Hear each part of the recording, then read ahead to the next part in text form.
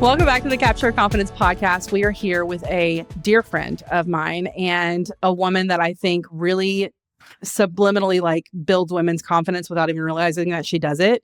My darling friend, Kristen. Thanks for being here today. Hi. So will you tell people who you are, what you do? Yes, I'm Kristen, and I run the Hello Culture, which is where I have locally built a community for female entrepreneurs to help them grow in their relationships and in their business. And I franchised it about a year ago. So now I have 30 Hello Cultures all around the United States. And yeah, I just spend my time coaching people on building communities, and I love it. What's so funny is this concept of building community sounds so easy, but I swear to you, it is the hardest thing to create. Mm-hmm. And I have loved watching this journey because you've been doing this act of building community for years. Mm-hmm. But in the last year and a half, it's really just snowballed. And I've watched all of that effort turn into this really cool, amazing thing that literally is nationwide. And there's hundreds of people that are involved. It's so wild to see. It's wild to be on this side of it for sure. And just a little bit of background. So Whitney was my first business coach outside of real estate. Mm-hmm. And so she really has seen me go from years ago. I think this is probably 3 or 4 years ago. Yeah. Mm-hmm. So it's been fun. I love that. Okay. What does the name Hello Culture mean or represent? Oh my gosh. Well, if you want to know kind of a crazy story, it was not Hello Culture until recently, because when I actually first started it, this is back in 2021, it was Connect and Cultivate. And I went and I built this brand for years and I loved the brand. And I went to trademark it 4 years later. Don't do that. And I came into a problem because I had a cease and desist from a huge company that had a similar name, not the same name. And I didn't even know that was possible.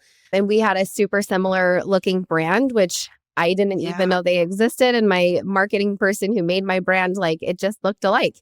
And so I felt this oh my God, what's going to happen? I've spent so long pushing this brand out to the public. I have just franchised it. What am I going to do?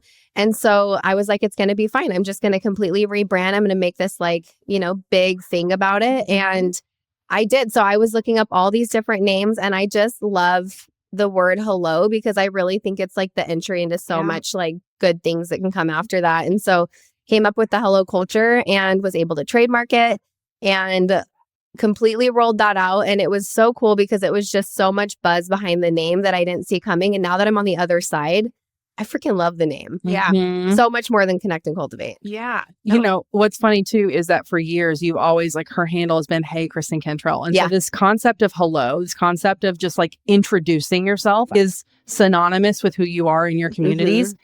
And so it's really cool that you've built this brand that is a wink and a nod to what you've been delivering and doing this whole time. Yeah, I totally agree. Mm-hmm. I love that. Yes. So you built Hello Culture. And again, this concept around creating community, I think is a really difficult one. So I want you to talk through why you felt like you needed to create a model to teach people how to build community.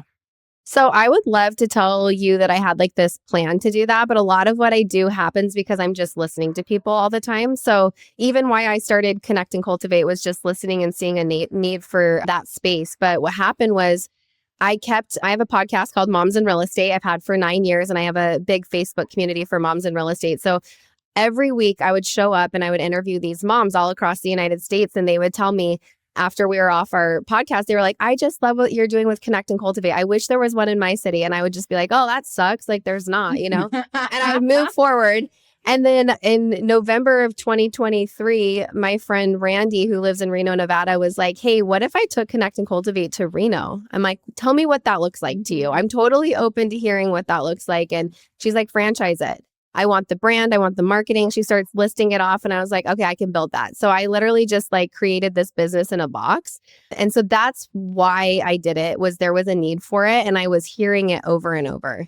Yeah. And I love that. So even if we backtrack a little to when you had to rebrand, even just what you said, oh, well, we'll figure it out. I don't know. Let's just do that. Mm-hmm. Right. And then here are all these people saying, oh, we want this thing. And you're response is, oh, okay, well, let's figure that out. Yeah. I mean, I just think that type of a mindset and that sort of approach, even when it's a bad thing, right? I'm sure it doesn't feel great when you're receiving a letter from a lawyer. How shut my pants. Like, what? telling you your whole business needs to, stop. Yes. So, but it's just so cool to see that response, even in times of high stress and even in times when things are going good. Yeah. It's just that mentality of like, I don't know, let's just figure it out. Yeah. I've had so many moments of pivoting. I actually think about Ross in Friends when he's pulling Pivot. or pushing the couch up the stairs and yelling pivot. I'm like, I feel like that's the meme of all of my business life. Yeah. So I've had so many moments where it's just been like, okay, this isn't going to work. And now we need to quickly adjust. And what I find is I always think about in the Bible, it tells you need to find the joy in the pain. And I always just remember when I first heard that, I'm like, how can you find the joy in the pain? But I will tell you, in business, whenever something hard has happened to me and I think about that, it really helps me just be like, I know that when I get on the other side of this, it's going to be better. Yeah. And so it has really, really helped me pull through those moments. Love that. Is there anything that you could pinpoint to where that type of a mentality comes from, in your upbringing or just kind of entrepreneur genes?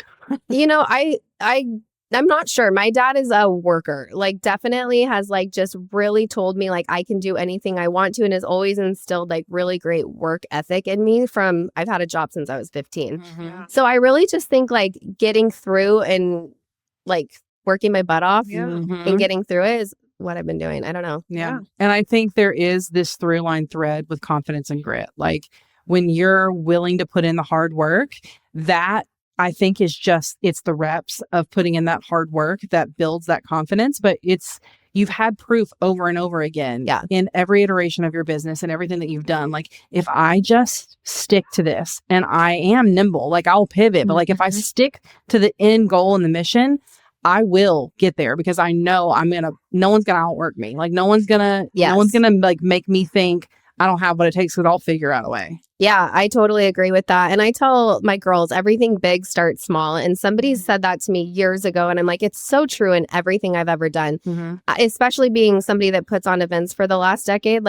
I can't tell you how many events that I have put on where it's been a complete flop and I literally don't care. I'm like, okay, on to the next, on to the next, on to the next. And, or had something where one person shows up and it's like, okay, I'm going to really pour into this person. I'm going to make it look like it was freaking awesome. I'm going to put it online because I know that people are going to have FOMO because people want connection. Yeah. So at the bottom of it, I always just remind myself, even if that, I have the grit to get through it because I know through events and people coming up to me and telling me it was so hard for me to get here, but I'm so freaking happy that I came that I just think about that because, I don't know.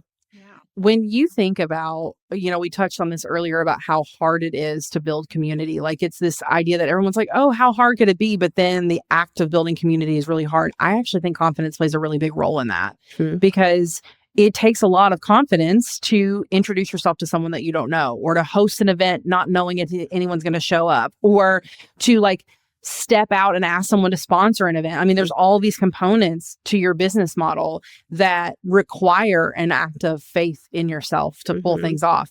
So talk to me about how you position building confidence and doing these things they've never done before for the women who are building these communities in your company.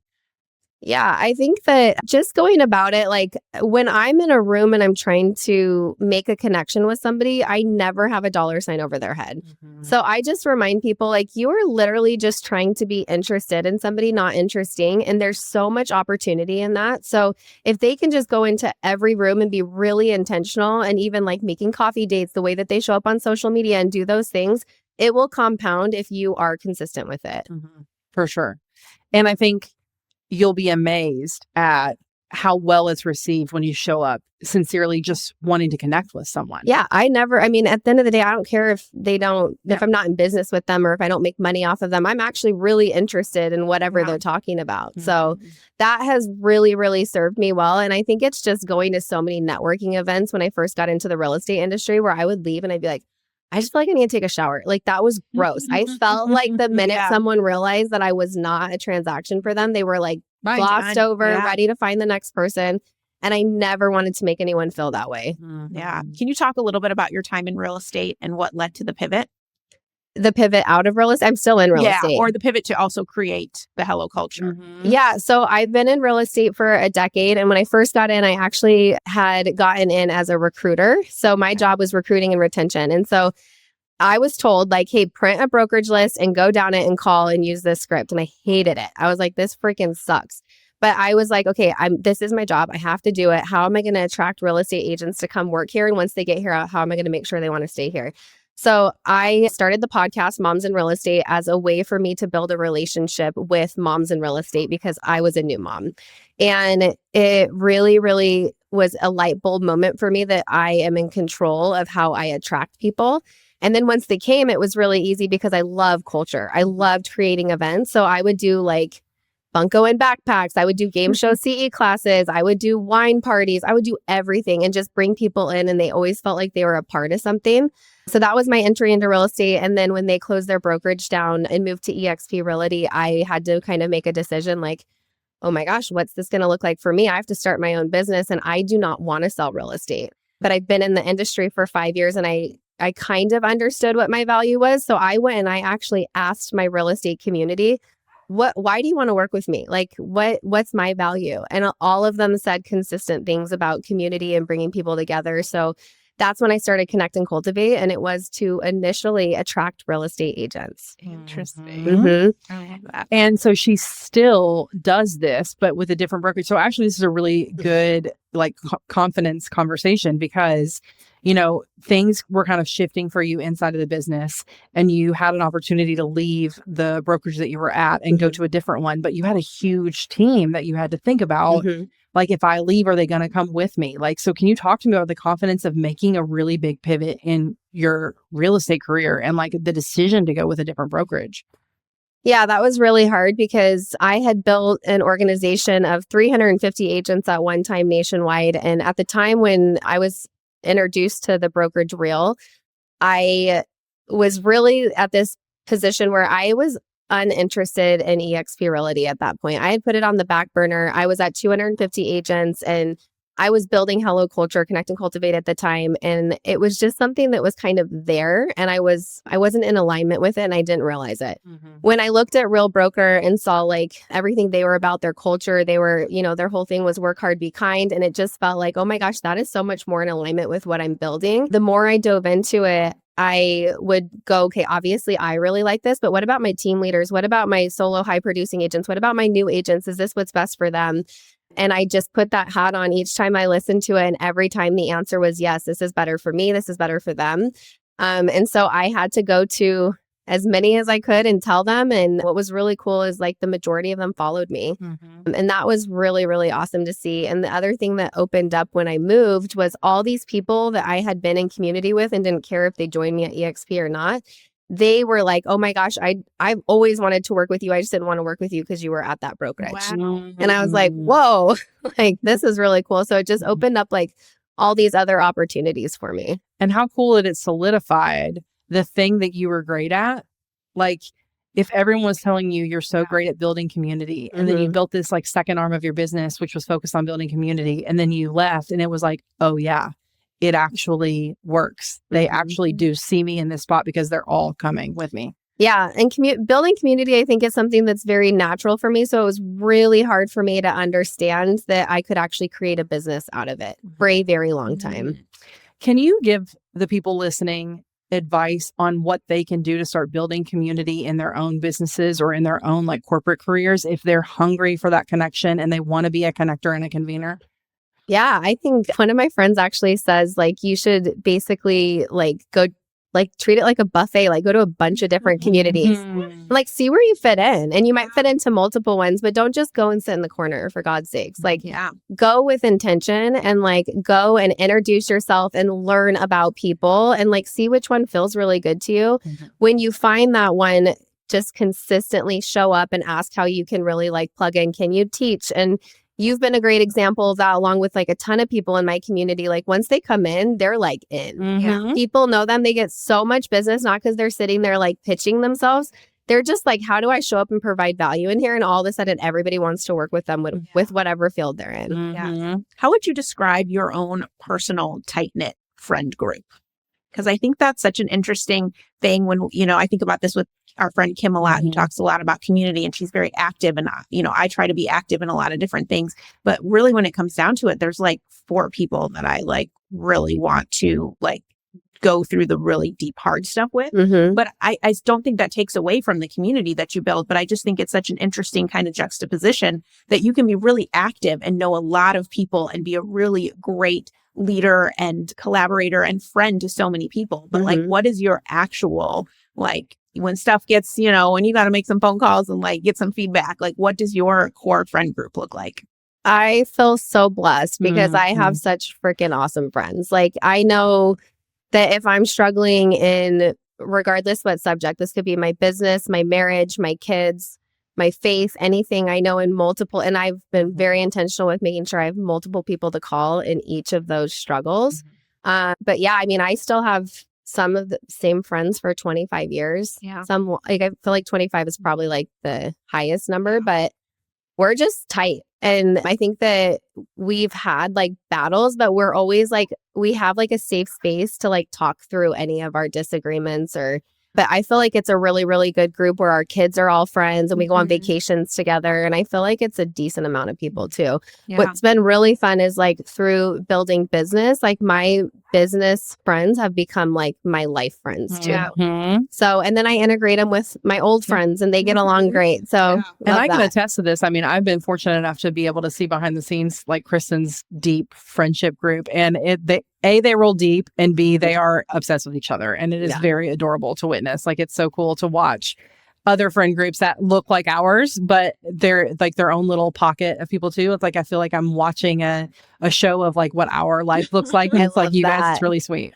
Friends are the best. Yeah. And, I just heard something the other day. I was on like some Zoom training, and it was a psychologist talking about how so many people have less than 3 good friends. And I'm like, that is so sad. Yeah. And I know so many people want to have them, but they just don't they don't know how. And it's really hard for them to make that the first like hello and like, can I, they just are like nervous. So if you're out there and you don't have friends, I really just encourage you to just like, what's the worst thing that could happen? Somebody doesn't write you back. Like, if you're connecting with someone on Instagram, like I try to make it a point, if someone follows me on Instagram, I go to their profile, I find something to connect with, and I literally will write them a message and be like, hey, it's so great that we're connected. I see that you're in Ohio. One of my good friends lives in Ohio. I literally will start a conversation like that with so many different people.